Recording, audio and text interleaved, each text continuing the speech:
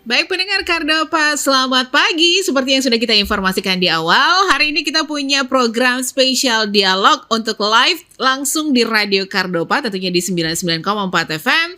Yang ada di luar kota, bahkan di luar negeri juga bisa dengerin program siaran kita. Tinggal klik live streaming, tentunya di www.kardopafm.co.id. Hari ini kita sudah kedatangan narasumber kita, seperti yang udah aku singgung di awal, ada Ketua DPD PDI Perjuangan Sumatera Utara nih, yang sudah hadir di studio. Kita mau ngobroli tentang sesuai dengan tema kita, apa dan bagaimana PDI Perjuangan Sumut ke depannya. Udah pada tahu dong kalau partai ini merupakan partai politik yang sangat besar ya, dan juga signifikan sehingga harus diakui banyak kebijakan baik di tingkat nasional, pusat, daerah, apakah itu provinsi atau juga kota dan kabupaten ya. Tapi yang jelas ini di studio sudah hadir ada Bapak Dr. Andes Rapidin Simbolon MM, Ketua DPD PDI Perjuangan Sumatera Utara, bersama juga siapa yang tidak kenal dengan Pak Peter Manopo yang sudah hadir di studio kita juga. Selamat pagi Pak. Selamat pagi Desi. Selamat pagi Pak, sehat Pak? Alhamdulillah. Selamat pagi Mbak. Gimana Mbak Pak? Dari mana tadi dari mana hari ini kegiatannya apa aja nih kira-kira Bapak? Kayaknya sibuk banget nih. Iya, setiap hari kita banyak kegiatan-kegiatan yang pro kemasyarakatan. Hari ini kami akan ke Kabupaten Simalungun untuk membuka pendidikan kader di sana. Dan kami juga nanti akan membawa tali asih kepada anak-anak yatim piatu ya di Kabupaten Simalungun. Untuk agenda hari ini yang kami akan laksanakan. Sebelumnya atas undangan Pak Peter Manopo Kardopa, saya datang untuk memenuhi undangan itu dan saya menyampaikan terima kasih kepada Kardopa. Saya rasa radio ini udah cukup lama ya. Kita juga terima kasih loh Bapak sudah hadir di sini pagi-pagi di sela kesibukannya gitu ya kan ya. Terima kasih. Udah kenal Kardopa sejak lama ya Pak ya? Sejak mahasiswa saya, ini radio idola saya dulu. Oke. Tapi saya belum jadi idola Bapak. Saya masih baru gitu ya Pak ya. Tapi kalau ngomongin tentang ini Pak, partai PDI Perjuangan ini, PDIP ya Pak ya. Ini kan bisa dibilang salah satu partai yang besar, punya masa yang banyak ya. Yang udah pada tahu lah, udah menang berapa kali ya Pak ya. Ini mungkin Pak Peter silakan nih, coba kita ngobrol dulu sama Bapak. Enaknya manggilnya Pak siapa ini? Ayo, Pak Rapidin, oke. Juga sering kan Pak Ketua gitu loh. Baru kali ini bertatap muka. Oke. Baru bertemu gitu. Udah kenal lama tapi baru ketemu gitu ya. Saya kaget. Pak Peter Manopo mana, saya bilang gitu tadi waktu di bawah kan. Oke. Totonya beliau ada di atas katanya. Oke, ada di atas ya. Pak, ini tema kita hari ini kita ngobrolin tentang apa dan bagaimana PDI Perjuangan Sumut ke depannya ya Pak ya. Ini topik yang akan kita bicarakan selama 1 jam ke depan. Mungkin Pak Peter silakan sebagai pembuka kita untuk pagi ini. Tentunya kita mengambil topik ini karena nahkoda barunya para Rapidin sekarang untuk Sumatera Utara Pak ya. Iya. Sebagai Ketua DPD PDI Perjuangan Sumatera Utara yang pada tanggal 14 Agustus 2021 lalu telah dilantik dan mendapat amanah dari DPP PDI Perjuangan. Oleh karena itu ada tugas berat Pak dalam rangka mengembangkan PDI Perjuangan yang sudah berkembang. Tapi tentunya yang sudah punya nama ini Pak ya, jaganya nih Pak. Sebagai nahkoda baru Pak, tentu punya program, tentu punya hal-hal yang akan disampaikan juga ke kadernya dan juga ke masyarakat. Nah Pak Rapidin, bagaimana Bapak mencermati, menanggapi beban dan tanggung jawab sebagai kader partai yang diberikan tugas untuk menjadi ketua DPD? Baik, terima kasih ya untuk Radio Kardopa dan seluruh pendengar setia Radio Kardopa, untuk Sumatera Utara khususnya ya, dan untuk luar Sumatera Utara pada umumnya, dan juga untuk luar negeri. Saya menyampaikan salam hangat dari kami PDI Perjuangan untuk seluruh pendengar setia dan pendengar budiman Radio Kardopa. Nah, tadi apa yang disinggung oleh Pak Peter mengenai PDI Perjuangan. Memang partai ini adalah partai terbuka, partai nasionalis, berwawasan kebangsaan, ideologinya Pancasila dan Undang-Undang Dasar 1945. Nah, berbeda dengan partai-partai lain, partai kami ini adalah partai yang sangat konsisten, prinsip dan ideologis, religius juga. Di partai ini ada sesuatu disiplin yang diterapkan oleh Ibu Ketua Umum, Ibu Megawati Soekarno Putri, bahwa di sini adalah perintah tegak lurus. Itulah kelebihan partai ini, dan saya sebagai kader mengapresiasi dengan seluruh kebijakan-kebijakan partai selama ini. Nah, mengenai saya diangkat atau ditunjuk oleh Bu Ketua Umum sebagai Ketua DPD PDI Perjuangan Sumatera Utara, menggantikan Bapak Jarod Saiful Hidayat. Saya juga waktu ditunjuk oleh Ibu Mega, saya juga kaget. Saya sudah menjadi Wakil Ketua DPD PDI Perjuangan Provinsi Sumatera Utara, bidang keparawisataan. Nah, terus Ibu menunjuk saya juga kaget. Apa sih kelebihan saya? Berarti kan ada nilai plus Pak kalau ditunjuk gitu ya Pak ya. Justru itu.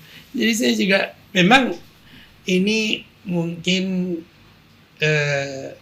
saya kan mendapat apresiasi dari partai waktu kami sebagai kader, petugas partai sebagai kepala daerah, dan istri saya waktu itu ketua DPC PDI Perjuangan. Kami memang tertinggi seluruh Indonesia di dalam pemilihan presiden. Benar. Republik Indonesia, Pak Joko Widodo, kita mencapai 98,2%. Dan itulah yang memotivasi, menginspirasi beliau Pak Presiden datang ke Samosir. Dan kami juga tertinggi untuk Sumatera Utara dalam pemilihan legislatif. Ya, jadi kami mendapat mendudukan DPRD Kabupaten Samosir berjumlah 8 orang dari 25 orang anggota DPRD. Dan itu hampir mencapai 33%, dan kami tertinggilah se-Sumatera Utara. Memang ini bukan kerjaan saya sendiri sebagai kader, ini kerjaan bersama para kader-kader yang ada di sana, khususnya struktur daripada PDI Perjuangan, DPC, PAC, pengurus ranting dan pengurus anak ranting. Apa yang disampaikan oleh Ibu Ketua Umum, bahwa pergerakan partai ini adalah harus dinamis, gotong royong, dan kerjasama yang baik. Nah, biasa kalau kami banteng-banteng ini kan, kalau di dalam kami sering berantem. Main seruduk aja ya Pak. Tapi kalau keluar, sehati ya Pak. Coba-coba. Kalau keluar sehati semuanya. Sehati. Dan ya istilahnya ngerumput juga bareng-bareng. Tapi Pak Rapidin, Bapak pernah menjadi kepala daerah. Iya Pak Peter. Katakanlah bupati. Iya. Kemudian sekarang ditunjuk memimpin partai di Sumatera Utara, khususnya PDI Perjuangan. Kan berbeda itu. Ada perbedaan antara di eksekutif dan sekarang di partai politik. Walaupun Bapak kader kan. Betul. Nah, apa yang bisa kita tangkap dari perbedaan ini? Baik, makasih. Sebenarnya dikatakan berbeda ada. Pasti ada perbedaan. Tapi lebih banyak persamaannya. Oke. Kita harus sebagai saya kader dan teman-teman lainnya, ini adalah petugas partai. Petugas partai yang siap ditempatkan di dalam 3 pilar. Di kami kan ada 3 pilar. Yang pertama di eksekutif. Boleh itu sebagai bupati, gubernur, bahkan presiden. Oke. Kemudian yang kedua, di pilar kedua adalah legislatif. Tadi pilar kedua adalah eksekutif. Yang pertama legislatif. Bukan. Yang pertama adalah struktur partai. Oke. DPP, DPD, DPC, PAC, dan PR. Itulah struktur partai. Itulah pilar pertama. Pilar pertama. Oke. Pilar kedua. Pilar kedua adalah eksekutif. Ini eksekutif, katakan bupati, presiden, gubernur dan sebagainya. Oke. Pilar yang ketiga adalah legislatif. Ya, itu anggota DPRD, pusat, provinsi dan kabupaten. Nah, ketiga pilar ini akan mengambil fungsi dan tugas masing-masing. Oke. Nah, makanya kenapa banyak kader-kader PD Perjuangan menjadi kepala daerah yang top, katakan seperti Ibu Risma, Pak Ganjar, kemudian Pak Anas, masih banyak lagi kader-kader kami yang bagus. Itulah kami digembleng di dalam 3 pilar tadi. Oke. 3 pilar tadi.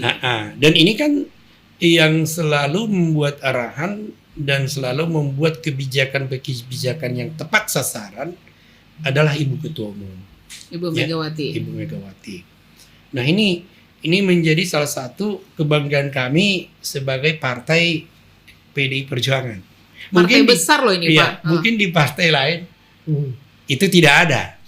Tidak ada 3 pilar tadi ya? Mungkin. Tapi kan saya nggak tahu. Oke.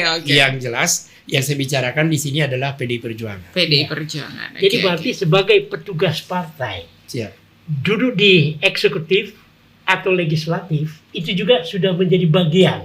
Iya. Tadi pertanyaan Pak Peter ini bisa jawab. Persamaannya jauh lebih banyak, sama-sama mengabdi untuk bangsa dan negara, cuman memainkan peran masing-masing. Yes. Ya kan? Kalau dia di legislatif, dia sebagai check and balance terhadap pemerintahan yang ada. Baik pun pemerintahan itu dipimpin oleh PDI Perjuangan, kader PDI Perjuangan.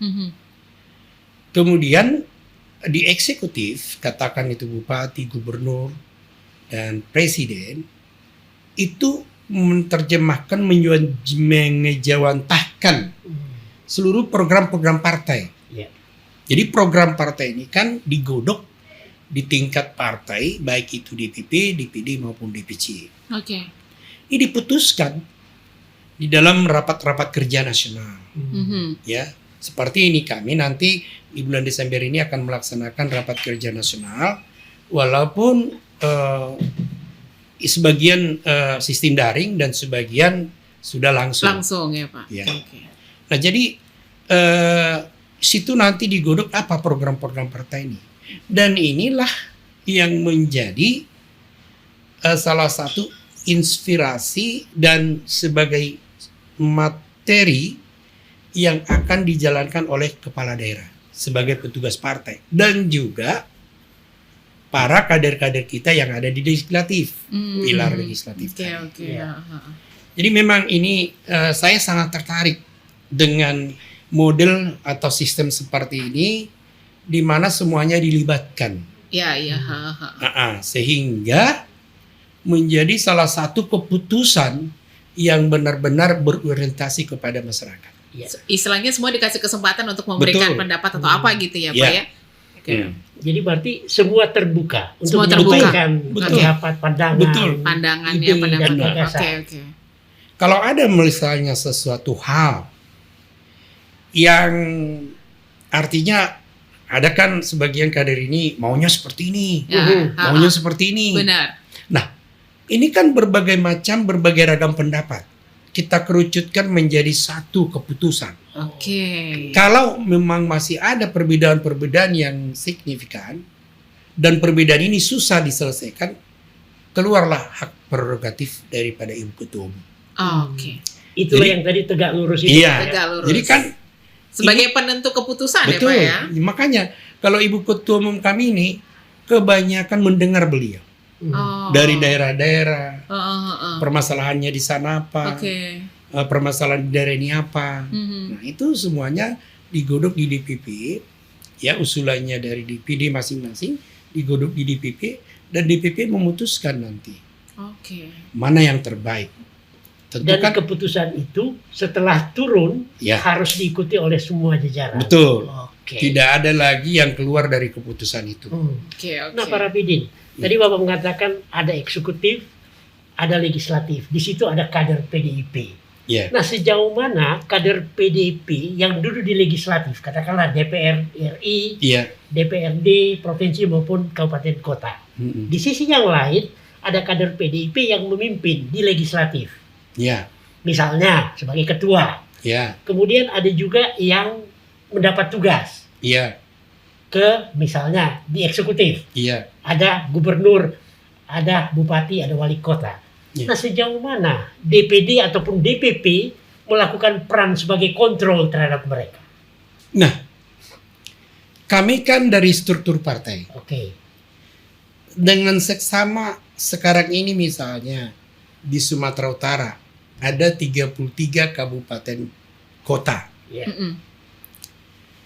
Kami tentu melalui fraksi-fraksi yang ada di sana, ya, di setiap kabupaten kota kami mempunyai fraksi, ya, atau anggota DPRD. Nah,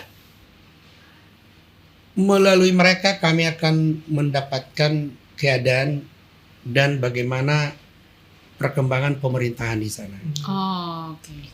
Paham. Nah, dari situ bila mana kader-kader kita ini tidak melaksanakan tugas dan fungsinya, baik dia sebagai eksekutif dan legislatif, tidak memperhatikan masyarakat, tidak pro rakyat, kebijakan-kebijakan yang tidak pro rakyat, tentu kami akan mengingatkan. Ya, kader-kader kita ini. Nah, itulah tadi perintah tegak lurus tadi. Jadi kan yang tentunya di dalam keputusan partai sudah ada poin-poin yang harus dilaksanakan oleh kader-kader kita di daerah. Oke, di daerah ya. Sebenarnya kader daerah inilah sebagai ini ya Pak ya, sebagai lahan informasi di daerah-daerahnya seperti apa. Betul. Gitu ya kan ya. Betul. Jadi kalau ada informasi-informasi, katakan misalnya kebijakan-kebijakan yang sangat penting untuk mengembangkan kesejahteraan masyarakat di sana yang sangat signifikan, yang bisa mengembangkan masyarakat itu akan kita laporkan ke pusat, ke DPP, sehingga DPP membuat satu keputusan kebijakan yang akan disampaikan kepada pemerintah. Oke. Baiklah. Jadi berarti para Pidin, kita ambil contoh PDI Perjuangan di DPRD Sumatera Utara. Ya. Ada fraksinya. Ya. Nah, berbicara keberadaan fraksi di DPRD Sumatera Utara, ini kursinya paling banyak ya Pak? paling banyak. Ya, 19 berarti kursi. menguasai parlemen. Menguasai Tetapi parlemen. ada suara-suara masyarakat Ya. yang diterima oleh fraksi Ya. ataupun anggota parlemen, anggota Ya. DPRD Sumut. Betul. Nah, bagaimana mereka menyampaikan itu kepada DPD? Misalnya ke para Pidin dan teman-teman yang ada di organisasi untuk katakanlah diolah, di-manage, sehingga ini menyentuh pada kepentingan rakyat. Jadi begini Pak Peter, kami kan ada jadwal rapat kami setiap Selasa dan Jumat. Seminggu 2 kali ya Pak? Ya, seminggu 2 kali. Jadi sebagian besar juga pengurus DPD itu adalah anggota fraksi di DPRD Provinsi Sumatera Utara. Okay. Ini kadang kami undang semua fraksi. Kalau ada misalnya hal-hal yang penting, ya, yang perlu memberikan masukan kepada pemerintah provinsi, kami rapatkan dulu di tingkat partai, di DPD. Yeah. Baru inilah yang dibawakan mereka di fraksi nantinya, hal-hal mana yang sangat perlu diberikan masukan kepada Gubernur Provinsi Sumatera Utara, maka fraksi kita lah perpanjangan tangan partai untuk menyampaikan kebijakan-kebijakan yang pro rakyat tadi, atau permasalahan-permasalahan yang dihadapi pemerintah provinsi pada saat ini yang berkembang dan yang bisa-bisanya mengganggu kepentingan dan kebutuhan masyarakat. Dan itu bisa dijadikan semacam kegiatan yang rutin dari DPD PDI Perjuangan Sumatera Utara. Betul. Yang nantinya juga oleh fraksinya yang ada di DPRD Sumut bisa dimasukkan ke Pemprov sebagai bagian dari pembentukan kebijakan. Misalnya dituangkan dalam perda, begitu ya? Ya, betul. Jadi kan kita juga menyadari bahwa di di DPRD Provinsi Sumatera Utara kan kita satu fraksi lain kan ada. Jadi perlu juga komunikasi lintas fraksi untuk mempersamakan persepsi, mempersamakan pandangan terhadap masyarakat Provinsi Sumatera Utara bagaimana untuk meningkatkan kesejahteraan mereka. Nah, melalui itu nanti kebijakan ini dirapatkan di DPRD, tapi fraksi kita kan ada di sana. Nah, inilah yang dimasukkan dan itu disampaikan kepada Pak Gubernur dan Gubernur membuat menjadi suatu kebijakan. Apakah fraksi sebelum menyampaikan itu dalam sebuah rapat paripurna di DPRD Sumut itu konsultasi dulu dengan DPD enggak ya? Betul. Jadi kan tak boleh anggota fraksi kami membuat kebijakan sendiri-sendiri. Oke. Selalu tetap harus dirapatkan bersama ya, Pak selalu ya? kita godok di partai. Kemudian hasil godokan ini menjadi salah satu pegangan yang nanti akan diusulkan oleh fraksi kita di DPRD Provinsi Sumatera Utara untuk ke pemerintah. Jadi secara otomatis para Pidin, DPD PDI Perjuangan Sumut bisa mengontrol kadernya yang ada di DPRD Sumut. Betul, Pak. Di daerah-daerah gitu ya, Di daerah-daerah juga. Jadi berarti mereka juga tegak lurus kan, Pak? Betul. Kami juga tegak lurus ke atas. Tegak lurus ke atas. Baik pendengar Kardopa, jangan kemana-mana, pastikan stay tune terus bersama kita di 99,4 FM atau bisa dengerin kita via streaming di www.kardopafm.co.id. Tetap aja stay tune terus. Jadi yang aku sedikit penasaran sama para Pidin ini tentang ke depannya tadi kan, sesuai dengan topik kita. Ke depannya ini mau dibawa kemana? Program-program kerja seperti apa yang sudah ada di benak Bapak sebagai ketua yang sudah dilantik? Baru soalnya ya Pak ya. Gimana nih Pak? Baik, terima kasih Mbak. Saya sangat senang dengan pertanyaan itu. Saya memang baru ditunjuk sebagai ketua DPD PDI Perjuangan Provinsi Sumatera Utara Agustus ya Pak ya? Pada bulan Agustus, persisnya tanggal 14. Ya. Mau menjelang hari kemerdekaan lah itu. Iya. Nah, saya sebagai kader tentu sama dengan kader-kader lain. Kalau sudah ditugaskan partai kemanapun kita siap. Oke. Begitu kalau Banteng, Mbak. Mau nyeruduk kemana aja hayu gitu ya Pak. Siap. Tapi meruduk yang benar. Yang benar dong Pak. Baik. Nah, tadi Mbak mengatakan partai ini mau dibawa kemana. Tentu partai ini kan bukan suka-suka saya sebagai ketua DPD. Mau bawa ke sini, mau bawa. Itu kan sudah ada arah. Ada arah yang tegak lurus tadi ya Pak. Iya. Kita kan sudah diberikan program-program kerja. Kemudian, tapi kita bisa berinovasi. Oke. Ya. Nah, kalau saya taat kepada anggaran dasar dan anggaran rumah tangga partai. Ya. Program-program yang sudah dirumuskan di dalam rapat kerja nasional itu sudah jelas. Poin-poin mana. Nah, saya contoh setelah saya ditunjuk sebagai ketua DPD, tentu saya akan turun ke bawah, bahkan sampai ke akar rumput. Mengkonsolidasikan partai ini di tingkat DPC, di tingkat PAC, di tingkat PR, dan di tingkat PAR.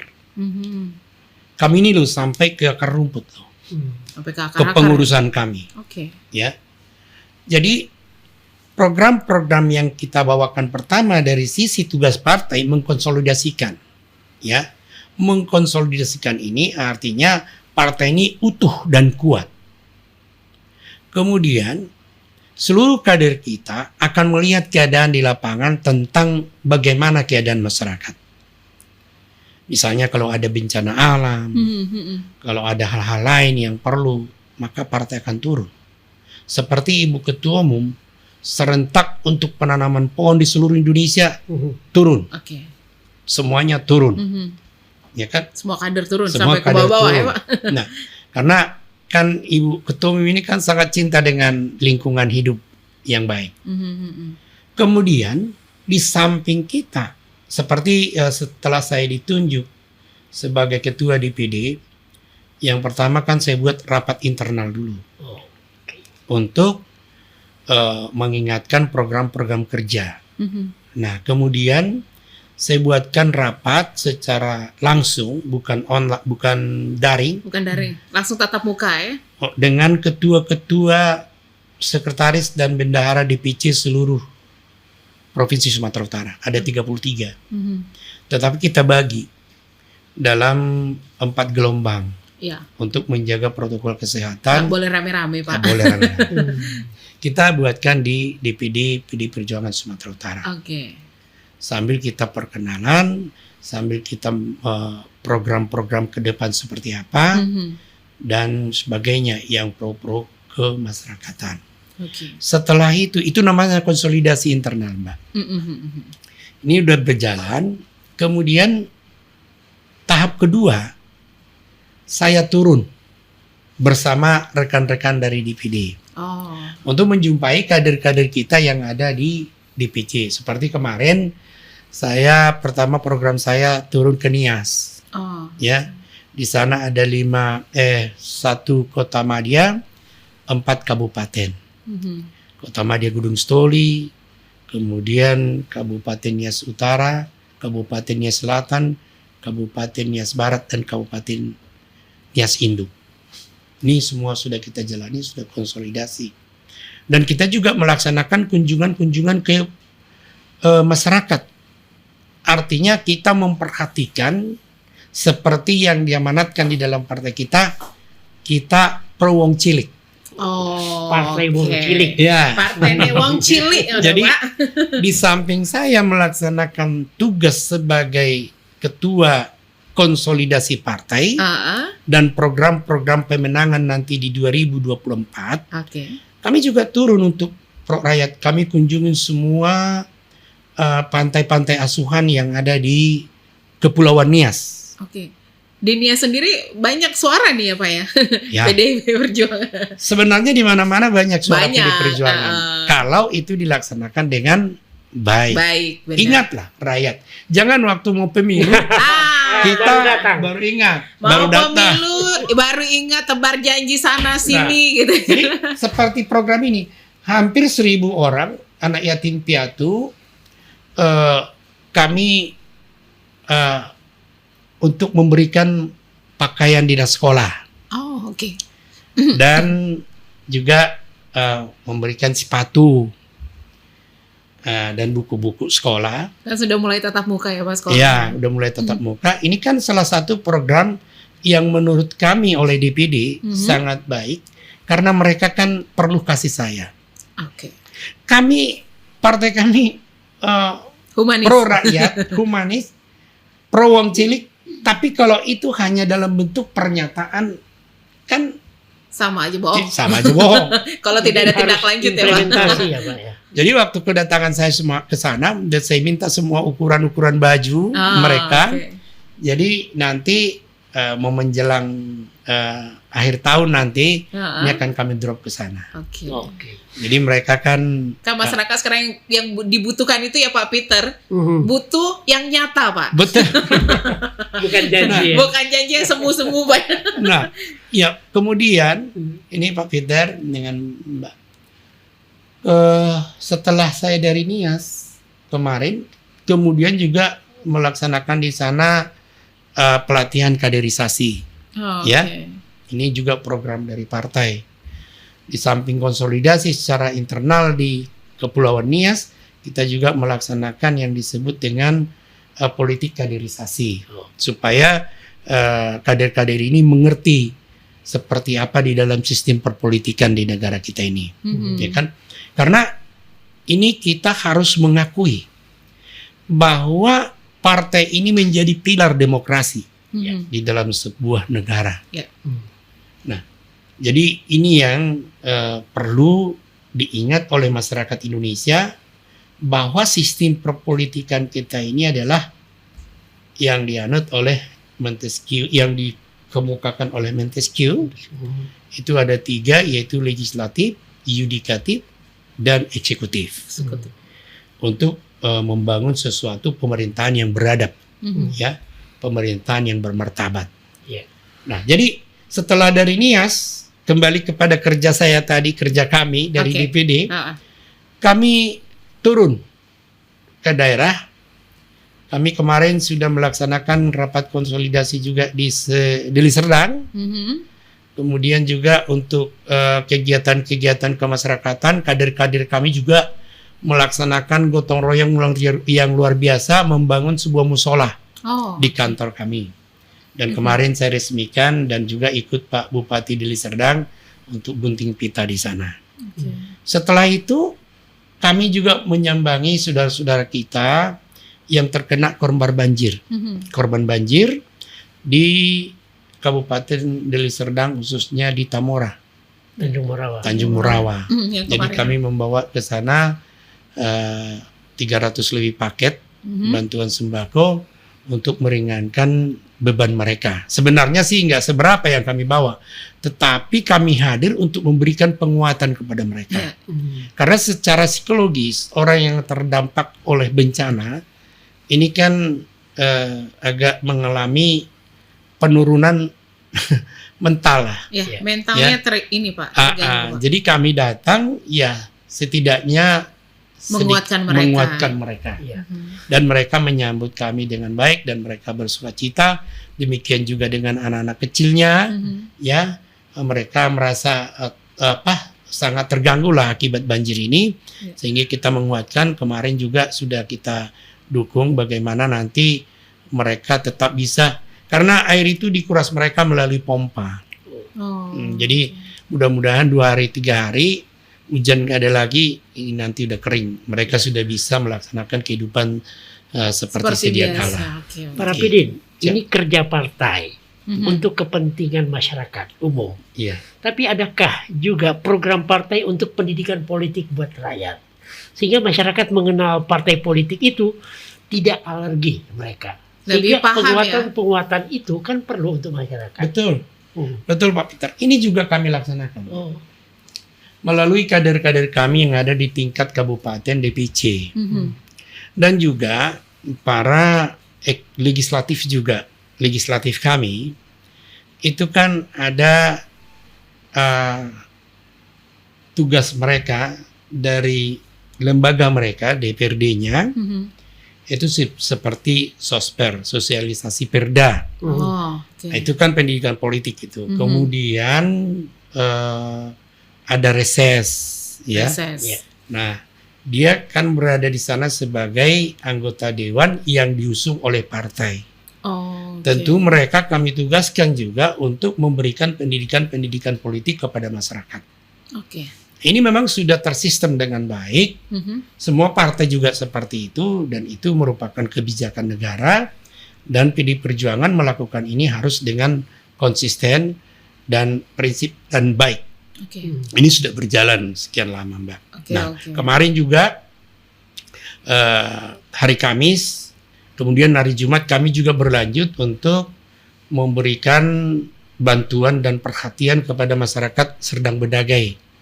Di sana ada 4 kecamatan yang terendam banjir akibat curah hujan yang tinggi, sehingga sungai di sana itu yang sungai apa saya lupa namanya, meluap. Padahal air laut rob. Jadi air laut tidak menampung air dari sungai, Akhirnya sungainya stagnan, imbasnya ke masyarakat. Dan itu menurut laporan Bupati kemarin, karena Bupati ini kan kader kita juga, Ketua DPC PD Perjuangan Kabupaten Serdang Bedagai, Pak Wiwit, ya, Pak Dharma Wijaya, beliau cukup tanggap 6.000 kakak yang korban banjir, terendam rumahnya. Kemudian beliau sudah menyiapkan semua perahu karet. Saya minta kemarin apakah perlu ada bantuan lagi. Udah Pak, sementara ini nanti kalau kurang kami nanti akan lapor ke DPD untuk menyampaikan ini nanti, atau kekuatan-kekuatan dari kami kan juga punya Baguna Mbak. Ya, Badan Bantuan Serbaguna di dalam Baguna namanya, bencana alam ini. Nah, itu yang sangat penting, yang selalu digarisbawahi, yang selalu ditekankan oleh Ibu Mega, Ibu Ketua Umum kami, untuk persiapan prabencana. Nah, ini semua dilatih di tingkat DPD, di tingkat DPC. Semua kader dilatih ya Pak? Diinstruksikan. Bahkan dalam struktur organisasi ada satu itu yang disebut dengan sayap atau badan partai yang disebut Baguna. Ya, badan yang khusus menangani bencana alam. Nah, Pak Rapidin, tadi Bapak sempat menyinggung 2024. Di situ ada pemilu nasional. Di situ ada pemilu presiden. Ada pemilu legislatif. Ya kan? Itu dilakukan serentak. Kecuali memang ada perubahan nanti untuk pemilu kepala daerah. Itu masih digodok di DPRD, di DPR RI bersama dengan KPU. Menjadi pertanyaan, ada target yang dicanangkan PDI Perjuangan Sumatera Utara untuk 2024. Untuk bisa menambah suara lagi. Karena kalau mempertahankan yang udah baik ini susah ya Pak ya. Paling tidak ada progres naik. Iya, paling tidak ada progres naik gitu. Dalam rapat konsolidasi kami, khususnya untuk Sumatera Utara lah Pak ya, kami dari partai menargetkan untuk bisa mencapai pemilihan umum nanti, baik di tingkat legislatif lah ya dulu ya, kami mencanangkan atau menargetkan 35% suara. Oke, 35%. Nah, jadi kenapa angka ini saya munculkan di angka 35%? Tentu ada dasarnya Mbak, Pak Peter. Dasarnya waktu pertama kali PDI Perjuangan memenangkan pemilu di tahun 98 atau 99 ya, pertama sekali setelah reformasi, kami mendapat angka 35% Mbak. Gitu? Luar biasa waktu itu. Nah, kenapa kita tidak bisa mengulangi menargetkan angka sebesar itu? Padahal sekarang kan tinggal kita bagaimana mengkonsolidasikan partai ini secara internal maupun secara eksternal. Kan? Target-target inilah yang kita coba kejar. Ya, kami berdua dan berusaha untuk mencapai target itu. 35% suara ya Pak? Ya. 35% berarti untuk nasional juga begitu, dan untuk provinsi? Kalau untuk nasional, ya betul. Untuk provinsi juga betul. Untuk kabupaten kota juga seperti itu. Tetapi saya berbicara Sumatera Utara ya. Sumatera Utara. Nah, kalau nasional saya rasa itu menjadi target daripada DPP. Saya rasa juga tidak salah kalau DPP misalnya menargetkan di angka 35%. Kan gitu kan. Jadi hitung-hitungnya kan sudah punya dasar kan Pak. Paling tidak pengalaman masa lalu kan. Seperti Bapak katakan tadi 35%. Ini itu Sumatera Utara loh. Oke, kita bicara Sumatera Utara lah. Kenapa kita tidak bisa mencapai itu lagi gitu ya? Ya itu. Jadi saya berpotret ke situ. Waktu kita setelah reformasi pertama kali PDI Perjuangan memenangkan langsung naik ya? Pemilihan umum itu kita mendapatkan di angka 35%. Nah, saya berpikir kenapa kita nggak bisa menargetkan angka sebesar itu di 2024? Ya kan kita bekerja, berusaha, berdoa, kan gitu kan. Nah, ya mudah-mudahan apa yang nanti menjadi program-program kita ke depan bisa terwujud dan bisa mencapai target itu, Mbak. Oke. Untuk menuju ke target 35% itu, menggerakkan mesin partai kan sudah dong. Betul. Berarti SDM-nya juga ikut. Betul. Ya. Berarti sudah punya katakanlah ya tujuan yang ingin dicapai 35%. Yes. Nah sekarang berbicara kita ke Sumatera Utara, di situ juga nanti 2024 ada pemilihan gubernur. Yes. Menarik nggak bagi bagi PDI Perjuangan untuk meraih kursi Sumut 1 atau Sumut 2? Ya harus dong. Harus. Targetnya loh Pak, harus Pak. Targetnya harus. Harus. Ya kalau ya ini kan kita targetnya harus untuk mendapatkan itu tentu kan kita kerja keras. Ya. Kan gitu kan? Nah, jadi saya ini menarik pertanyaan Pak Peter ini. Ya, kenapa tidak? Ya. Berarti untuk merebut Sumut 1 kembali kepada proses yang ada di internal PDI Perjuangan. Betul. Ya kan? Pak Rapidin sebagai ketua mau maju nggak? Oh enggak. Bapak jawabnya langsung cepet. Oh enggak. Kenapa Bapak nggak mau? Emang Pak Peter ada potongan saya jadi gubernur? Enggak lah.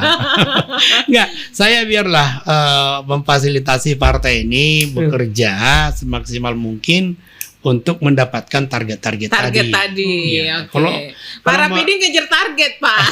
Kalau mau jadi gubernur nantilah. Nantilah. Enggak. Tapi kan Pak, kekuasaan itu harus diraih oleh partai politik. Betul. Tetapi kan kami akan mencalonkan kader kami nanti, kader yang terbaik. Bukan Ada berarti calonnya Pak. bukan berarti kalau itu ketua DPD langsung itu jadi calon gubernur. Ya tidak lah Pak. Tapi biasa kan dalam struktur partai, ketua itu menjadi orang yang utama dalam partai untuk masuk ke eksekutif. Tidak selalu. Tidak Pak. selalu Pak. Dulu waktu Pak Japorman ketua kan beliau bukan dicalonkan jadi gubernur Sumatera Utara, yang dicalonkan malah Pak Jarot. Pak Jarot. Ya. Jadi kan ini kan wewenang atau hak prerogatif daripada ketua umum. Nanti beliau menunjuk siapa, tetapi berdasarkan usulan dari kami. Jadi ibu mempertimbangkan usulan dari DPD maupun DPC. Siapa nanti yang kita calonkan di 2024. Gitu. 2024 kan zamannya milenial Pak. Mungkin calonnya yang lebih muda kali Pak ya kan. Iya. Jadi bukan asal muda Mbak. Tapi yang memang harus ini. Muda, energik, profesional dan menguasai pemerintahan. Pasti. Dan sudah pastikan yang pernah juga punya pengalaman di dunia politik. Pak. Jadi memang pertarungan di 2024 itu kan sudah menjadi bagian dari kerja partai nanti. Betul. Ya. Kita kembali kepada kerja partai. Sekarang kita dalam situasi COVID-19. Ya. Apa sumbangsi PDI Perjuangan terhadap masyarakat yang misalnya terdampak COVID-19? Ini loh. Yang pertama, Ibu Ketua Umum, Ibu Mega, itu memberikan bantuan 2,5 juta per orang di setiap keluarga yang terkena COVID, tetapi masih kita yang bisa bantu struktur partai di seluruh Indonesia. Jadi beliau kan ini kan memberikan semangat, memberikan spirit kepada mereka yang korban-korban COVID. Nah, kemudian yang kedua, kami PDI Perjuangan khususnya Provinsi Sumatera Utara sudah melaksanakan dukungan dan kami sebagai tuan rumah untuk melaksanakan vaksin. Bulan yang lalu, Oktober yang lalu, kami sudah melaksanakan vaksin ini bekerja sama dengan Projo. Dan kami buatkan juga di kantor DPD untuk 700 ya, kalau nggak salah 700 jiwa untuk vaksin ya di DPD. Sebelumnya juga kami sudah melaksanakan itu, dan kedua Untuk Kota Medan, waktu itu kami melaksanakan kegiatan dapur umum. Dan juga mengantar sembako kepada mereka yang menjalani isolasi. Dan ini kami laksanakan hampir waktu itu 1 bulan, Mbak. Masa tinggi-tingginya. Pas lagi tinggi-tingginya ya, Pak. Iya. Jadi kalau sekarang kan udah meredak. Udah level 1 kita kan. Iya. Syukur alhamdulillah. Ini nanti akan kembali kita normal, hidup seperti biasa. Ya mudah-mudahan Tuhan meridhoi kita nanti untuk selalu kita tetap sehat. Amin, Pak. Dan tetap kita bagaimana menjaga prokes ini. Tetap selalu harus kita jaga, Pak. Selalu harus kita jaga. Pak Rapidin, terakhir pertanyaannya, pada saat Bapak dilantik tanggal 14 Agustus, beberapa hari kemudian Bapak diterima khusus oleh Ibu Ketua Umum Megawati Soekarno Putri di kediamannya. Apa makna yang bisa kita tarik dari penerimaan khusus dari Ibu Ketua Umum ini? Baik Mbak Peter. Setelah saya dilantik tanggal 14, saya berpikir bagaimana saya bisa diterima oleh Ibu Ketua Umum untuk melaksanakan tugas baru ini. Karena kan saya harus mendapatkan arahan dan pesan-pesan dari beliau. Kan?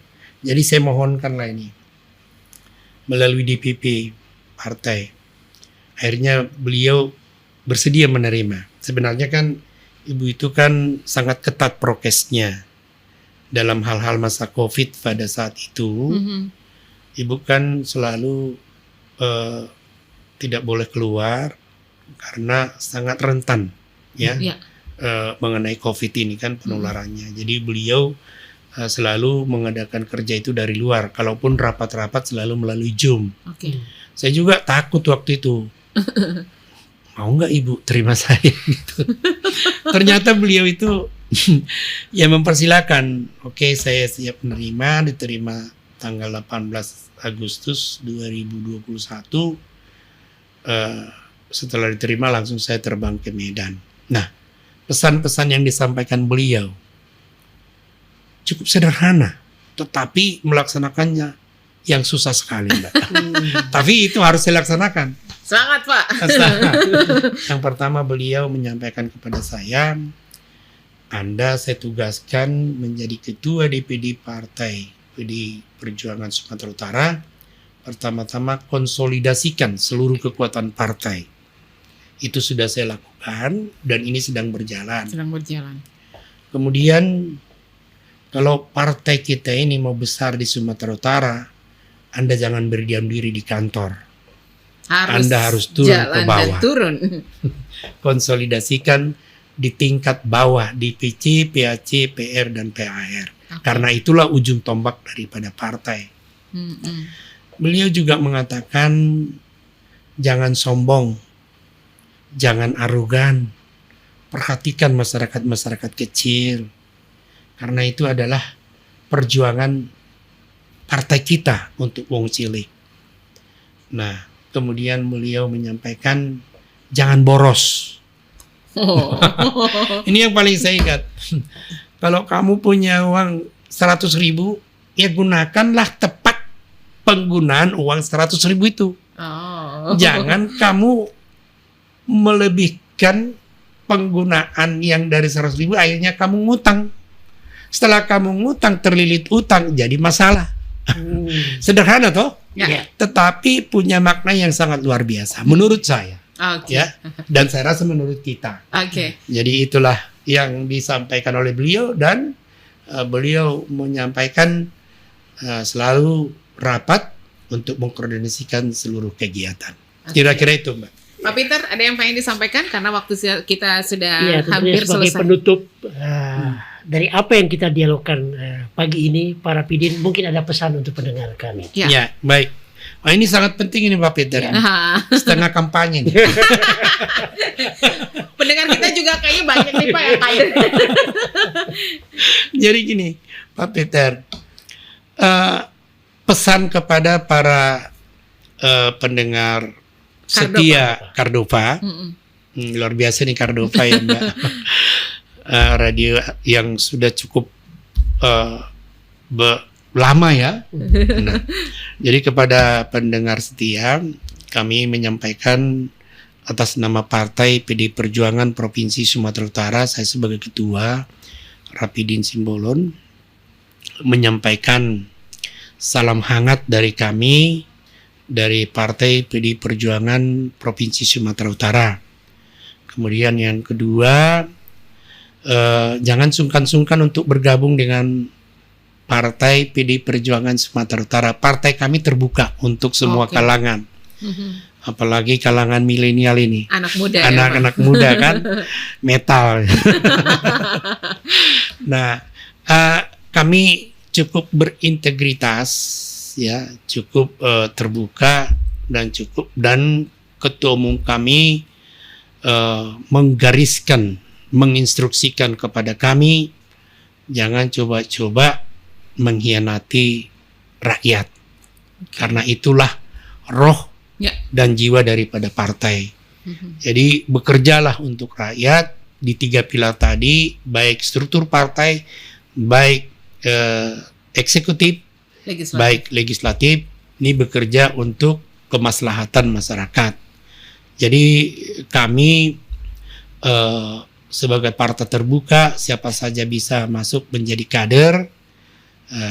Kemudian kami juga siap untuk membuatkan KTA-nya melalui mekanisme yang sudah diatur di dalam anggaran dasar dan anggaran rumah tangga partai. Jadi itulah, mungkin jangan ragu untuk PDI Perjuangan, karena kami sudah terbukti dan sudah teruji. Sudah terbukti dan sudah teruji. Terima kasih banyak Pak Rapidin Simbolon. Kemudian kan Pak Presiden kan kader kami.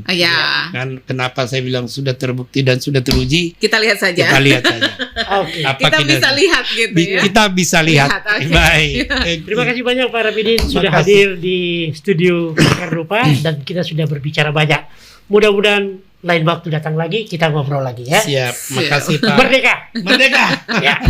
Baik, pendengar Kardopa, terima kasih kebersamaannya di spesial dialog kita pagi hari ini yang sudah menghadirkan Ketua DPD PDI Perjuangan Sumatera Utara, ada Bapak Rapidin Simbolon MM. Jangan kemana-mana, pastikan tetap aja stay tune terus. Semoga target tercapai ya Pak. Yes.